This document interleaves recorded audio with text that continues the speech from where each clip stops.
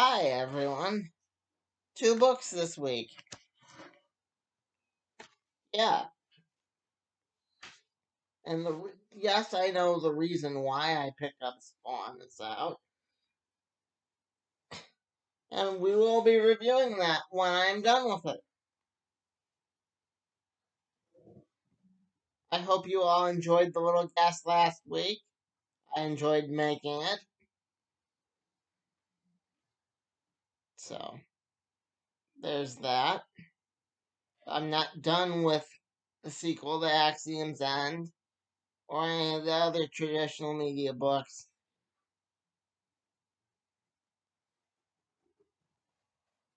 Uh, I have been reading or looking over or whatever.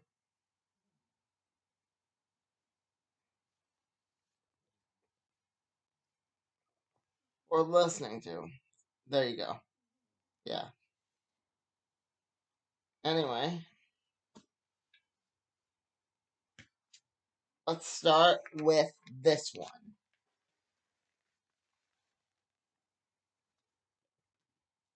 This, as a big fan of the Justice Society, kind of finally explains Justice Society the last run, issue 2. Because Tom was at a chalkboard and it had something to do with time. He shows up at the end of the storyline, I will be ecstatic. I will be more than happy. Thom should show up at the end of the storyline. The storyline has already made me happy because it brought in at the end Johnny Thunder, and not a whole lot of books bring in Johnny Thunder after Doomsday Clock, but this one did, and I thought that was awesome. Let's see. What else? It did that thing where the art's dark all the way through the book until like the light and hopeful part where she's leaping through the future. You see the Boom running alongside with Jay Garrick. You see the Red Lantern. His daughter gets killed off in this. That's if time doesn't get corrected, which I think the villain that totally kicks Huntress's team's ass has something to do with Rip Hunter. I don't know what. I just think he does. I don't know if Mom agrees with me. That's just a Bob opinion. It does not represent the rest of the channel. So, um, let's see. What else can I say?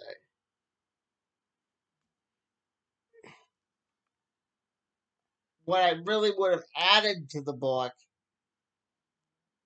is some clue that it is Rip Hunter's villain.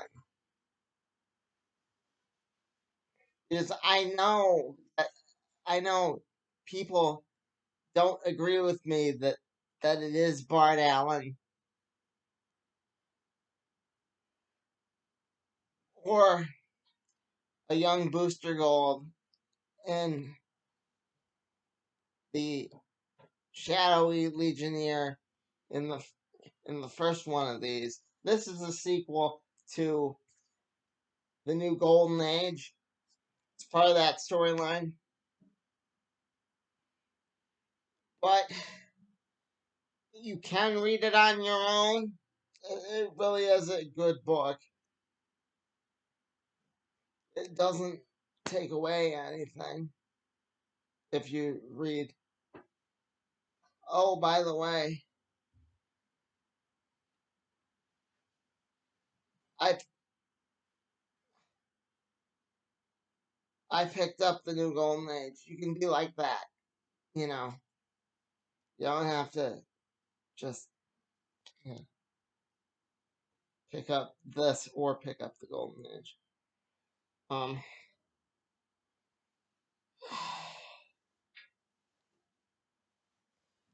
number 2, it's gonna be a good book. That's if they explain that Huntress was leaping through time, because I don't think most people are gonna get that. I just think that's what she was doing. It could have been she's experiencing it before death, but my theory is she's leaping through time.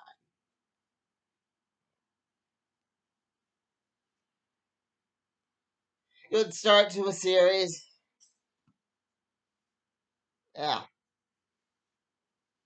I'll give it a 3 because I would have liked to have seen more of the new characters. I was kind of disappointed they killed off Gentleman Ghost. So there's that.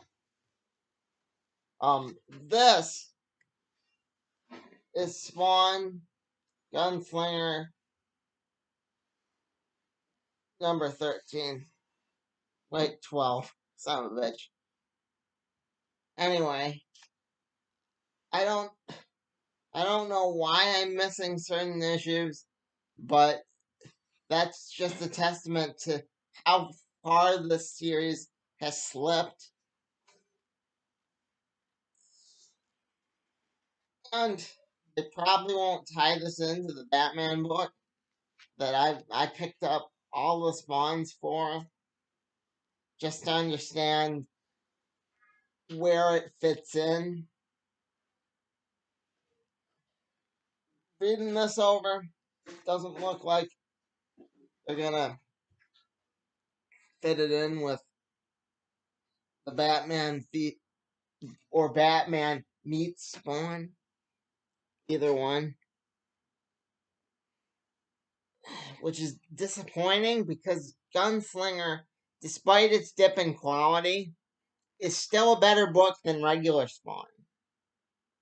Regular Spawn feels like a chore to get through. Like they're just trying to get to that point where they can rest and say, okay, Batman versus Spawn goes here. Gunslinger, it's like they're the new kid on the playground. They gave him a bunch of sugar and he forgot to take his ADD meds all at the same time. No, he's got a lot of energy. He's got a lot of, and he knows it.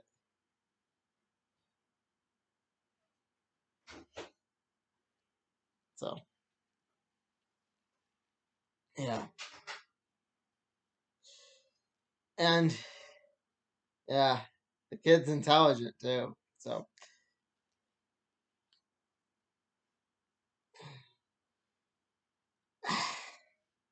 that's basically my opinion. The art's still good. I mean, look at this. Look at this stuff. Still beautiful, beautiful art. It isn't as dark as regular Spawn.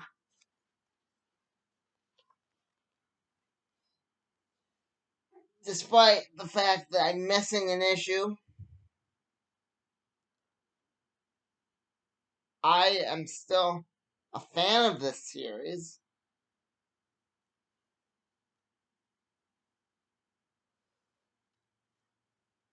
It's just,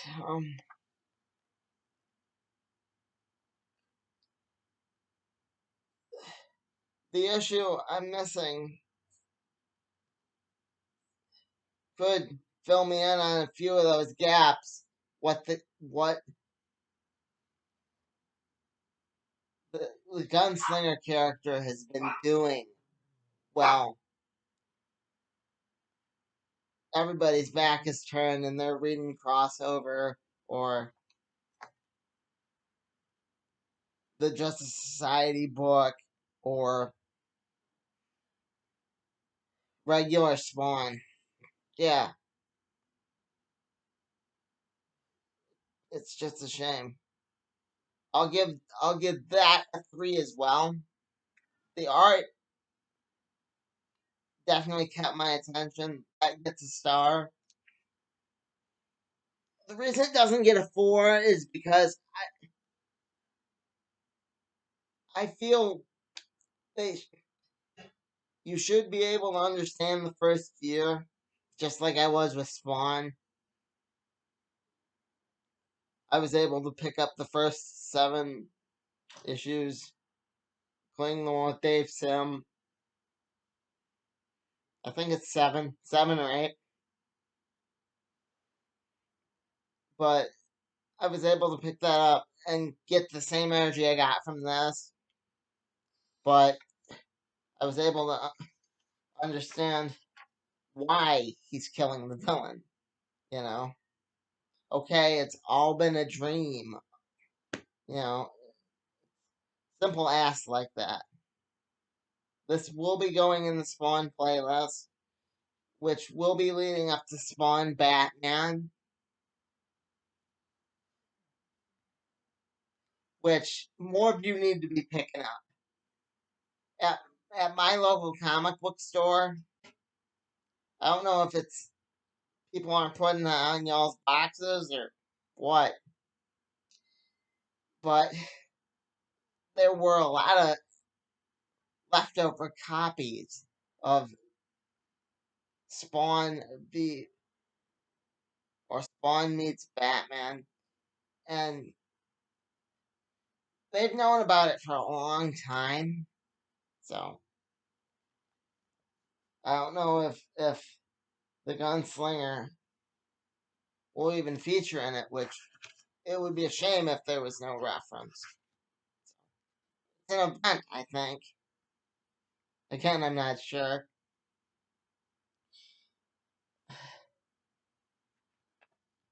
But yeah, I don't see any reason to stop picking up Gunslinger. 3 out of 5. I've been Bob. This has been the other world according to Bob. That's what I thought on the Justice Society of America #1.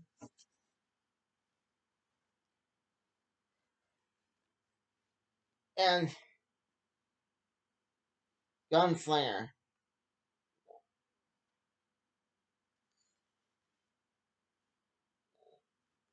#12.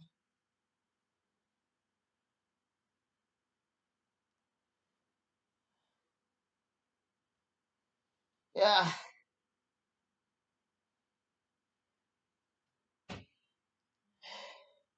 I'll take care.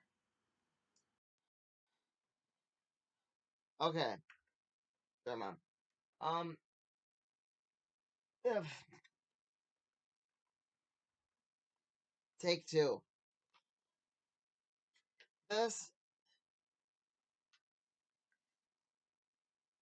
is the from the new run of Miracle Man. Why am I reviewing Miracle Man and Spawn video? Some of you may be wondering, why is this guy reviewing comics at all? This is what started my channel. You gotta remember where you come from, you know? If even if I just do the occasional comic here and there now, I don't think that will ever stop on my channel.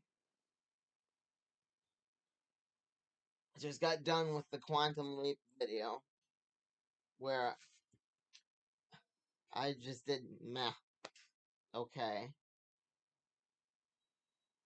But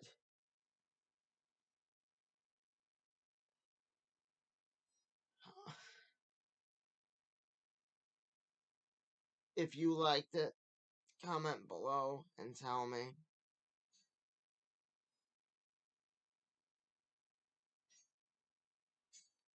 But that's not what we're here to talk about today. What we're here to talk about today is the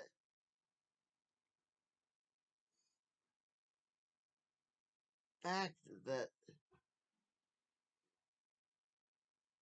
the cover says it all on Miracle Man. Or, if you'd prefer, Spawn's inescapable connection with Miracle Man. Now,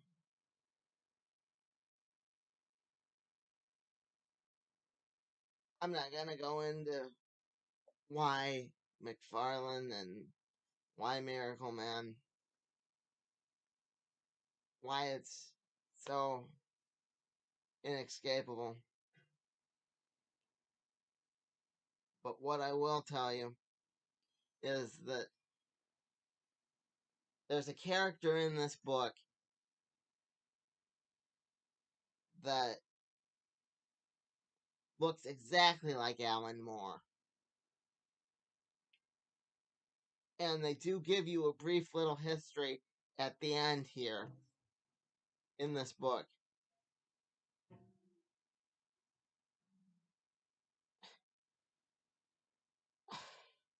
of Miracle Man and how Eclipse closed and how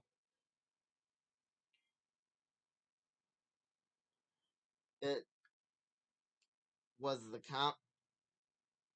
comic book bubble and how bubbles burst. And they do all that in a very short little blurb. It wasn't a big drawn out thing. It was just here's what happened. And I like that. I like that they managed to keep it succinct. It wasn't like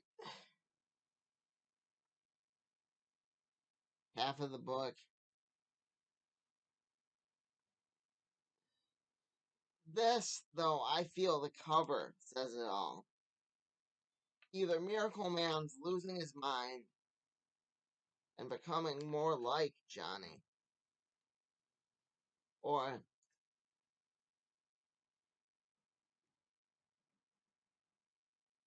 it shows that Johnny is stuck in between Miracle Man. I mean, Kid Miracle Man is stuck in between. Kid Miracle Man is stuck in between Miracle Man and Johnny Bates.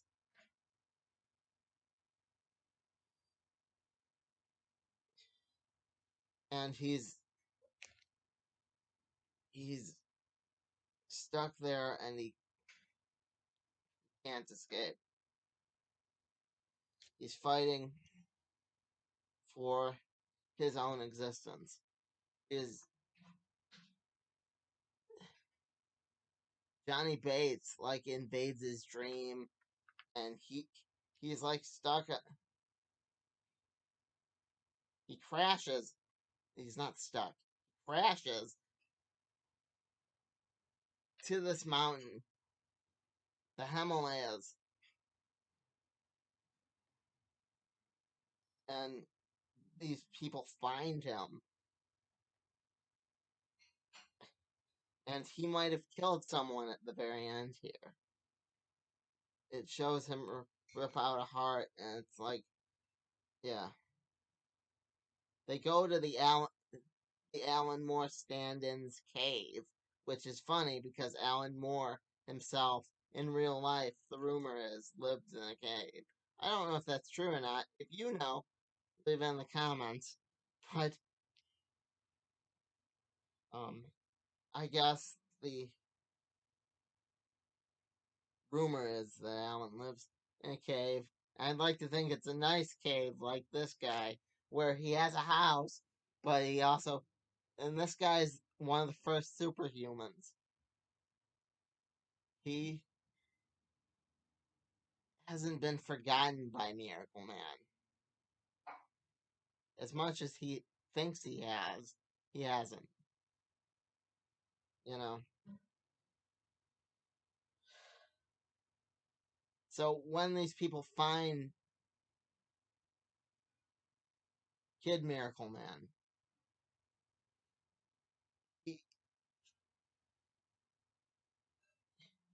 he goes to sleep and sees Johnny in his dreams. So it's like, yeah.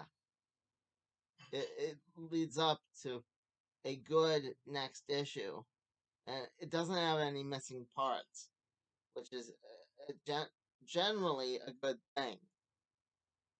When the parts are missing and you can't explain the murder or you can't explain why this character meeting, pardon me, day, Miracle Man is a good thing. Um, I don't know what to say. Honestly, there are books like that though that explain it so poorly that they're just like, and it did something, and you never want your book or comic to be that book that you're setting up a world but you don't explain it well enough. This, I think, explained it enough that I didn't need to read the prior stuff. I think they're going backwards from issue 0 if I had to guess. Because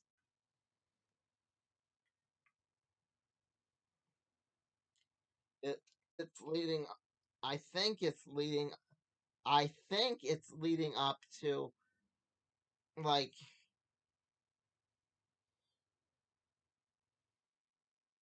Mir- Kid Miracle Man being evil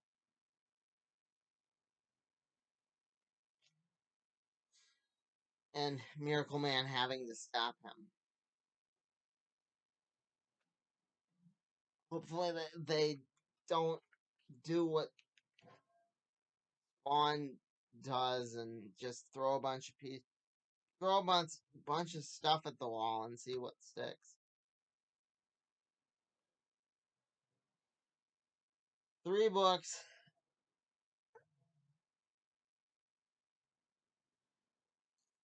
Each from the big 3: Marvel, Image, and DC.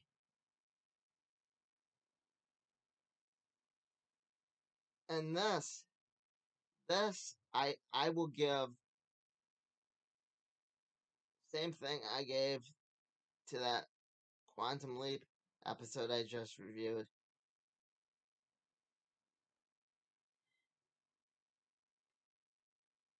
A 3.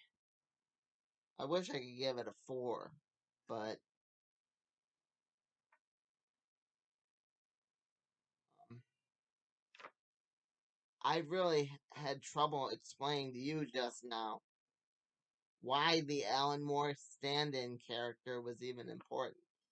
Alan Moore is the guy that wrote this prior. See, and I like the inside joke, but as a reviewer, I don't like the inside joke because it loses you, the audience. So, um, yeah, he wasn't the only guy either. Hopefully, that guy in issue 0 wasn't Mick Anglo. I thought that was Alan Moore, but now I'm not too sure. Anyway, thanks for sticking with me to the end here, folks. Bob out.